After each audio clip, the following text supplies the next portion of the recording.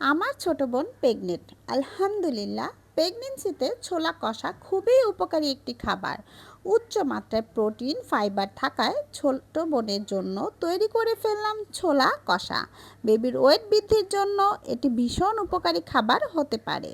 তাই শুরুতে বুট সারা রাত পানিতে ভিজিয়ে ধৌত করে দেন সিদ্ধ করতে দিব। সাথে আলু অ্যাড করব। সিদ্ধ হওয়া অবস্থায় লবণ দিয়ে দিব, এতে স্বাদ ভালো আসে।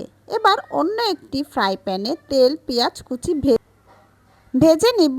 এখন এতে পানি দিয়ে অ্যাড করব লবণ, আদা রসুন পেস্ট, মরিচ ফাঁকি, হলুদ ফাঁকি, ধনিয়া ফাঁকি। কিছুটা তেল উপরে ভেসে আসলে এতে আগে থেকে সিদ্ধ করে রাখা আলু টুকরো করে সেগুলো দিয়ে দিব। আমার চ্যানেল নতুন, প্লিজ সাবস্ক্রাইব করবেন, লাইক করবেন, কমেন্টস করবেন। আমি অবশ্যই কমেন্টসের উত্তর দিব। তো এখন আমি ছোলাগুলো দিয়ে দিব। দেন নেড়ে চেড়ে কাঁচামরিচ আর ধনে পাতা উপরে দিয়ে দিব। দেন আমার তৈরি হয়ে যাবে ছোলা কষা।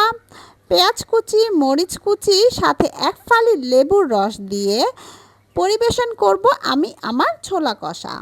ছোলার টেস্ট বৃদ্ধি করার জন্য আমি চাট মশলা ইউজ করেছি।